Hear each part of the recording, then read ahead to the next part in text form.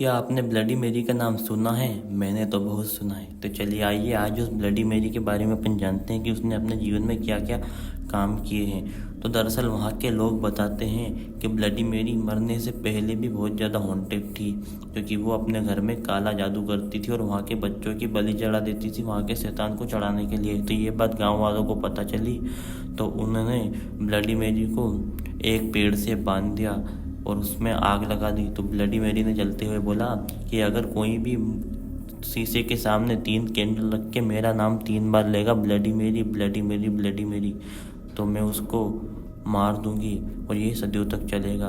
तो चलिए आइए आज अपन उसी ब्लडी मेरी के बारे में एक दिलचस्प आपको हॉरर कहानी सुनाते हैं, ब्लडी मैरी। ये कहानी 1992 एक अमेरिका के कॉलेज में पढ़ रहे 21 साल के लड़के माइक की है। क्रिसमस की जोरों शोरों से तैयारी चल रही थी और सभी स्टूडेंट्स को घर जाने के लिए वेकेशन मिला था, पर माइक और उसका दोस्त मेरी दोनों ही एक स्पेशल प्रोजेक्ट पर काम कर रहे थे, जिसकी वजह से वो लोग घर नहीं गए और कॉलेज हॉस्टल में ही रुके हुए थे। क्रिसमस से 2 दिन पहले मेडी और माइक रात में एक हॉरर मूवी देख रहे थे। मूवी के बाद दोनों अलग अलग हॉरर इवेंट्स की बात कर रहे थे, लेकिन जब पहली बार मेडी ने माइक को ब्लडी मेरी के किस्से के बारे में बताया, उसने कहा कि अगर कोई इंसान अकेले शीशे के सामने जाकर 3 बार ब्लडी मेरी को पुकारे तो वो शीशे से निकल कर आती है और उस इंसान को मार देती है। ब्लडी मेरी का किस्सा नाइक को बहुत दिलचस्प लगा और उसने ब्लडी मेरी को बुलाने का मन बनाया।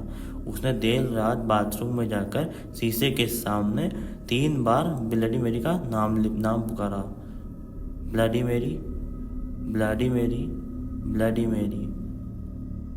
थोड़ी देर रुका, पर वहाँ कुछ नहीं हुआ। वो माइक अपने कमरे में सोने आ गया।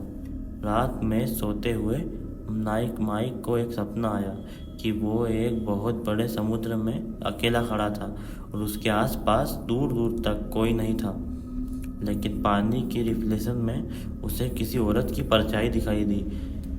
वो जैसे ही उस परछाई को उस औरत का चेहरा गौर से चेहरे देखने के लिए गया, तो वैसे ही अचानक से उसमें एक हाथ निकला और उसकी नींद खुल गई। जब उसने आसपास देखा तो बगल में उसका दोस्त रूममेट मेडी आराम से सोया हुआ था। बहुत कोशिशों के बाद माइक को भी नींद आ गई।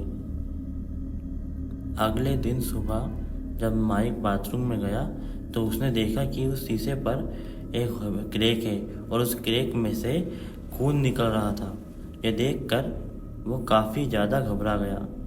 उस रात फिर उसे एक सपना आया जहाँ वहाँ उस अंधेरी जगह में खड़ा था और उसके चारों ओर शीशे ही शीशे लगे हुए थे।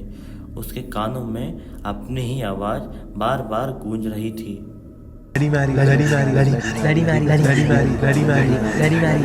धीरे धीरे सारे शीशे क्रैक होने लगे। उसे एक शीशे में एक छोटा सा ब्लू रंग का बच्चा दिखा और वो उसके पास गया। उसके पास जैसे ही जाते ही वहाँ सारे शीशे गायब हो गए थे और वो जैसे ही पीछे मुड़ा उसे ब्लडी मेरी का चेहरा दिख गया।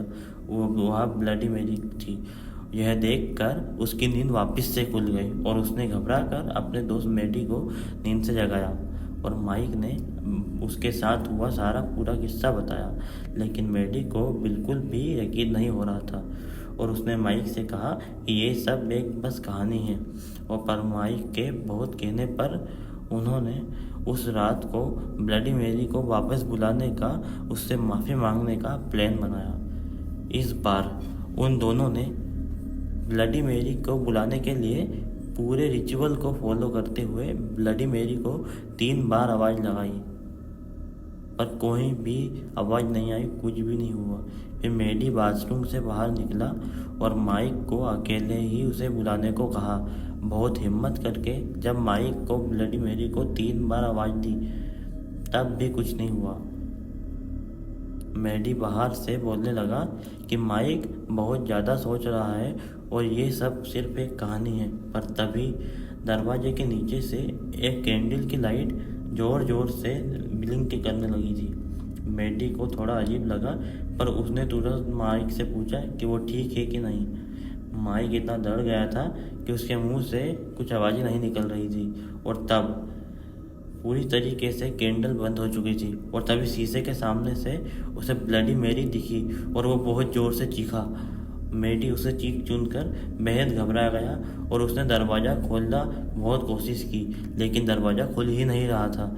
वो फटाफट से भाग के गया और जल्दी जल्दी नीचे से गार्ड को बुला के लेकर आया और दरवाज़ा को तोड़वा दिया।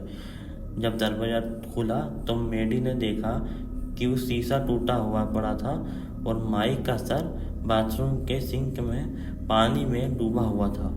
माइक को तुरंत हॉस्पिटल ले जाया गया, लेकिन वो बच नहीं पाया।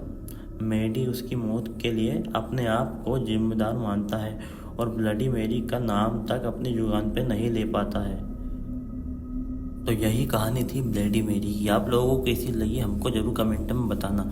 और हाँ, आप लोग ब्लडी मेरी पे विश्वास करते हो या नहीं, ये बात कितनी सच है कितनी झूठ है, इस पर भी मुझे बताना कमेंट में। और अगर आप लोगों को ये वाली हॉरर स्टोरी पसंद आई हो तो लाइक कर देना और ऐसे ही हॉरर स्टोरी के लिए हम चैनल को सब्सक्राइब कर लेना। तब तक टेक केयर, बाय। मिलते हैं किसी ऐसी ही हॉन्टेड हॉरर स्टोरी के साथ।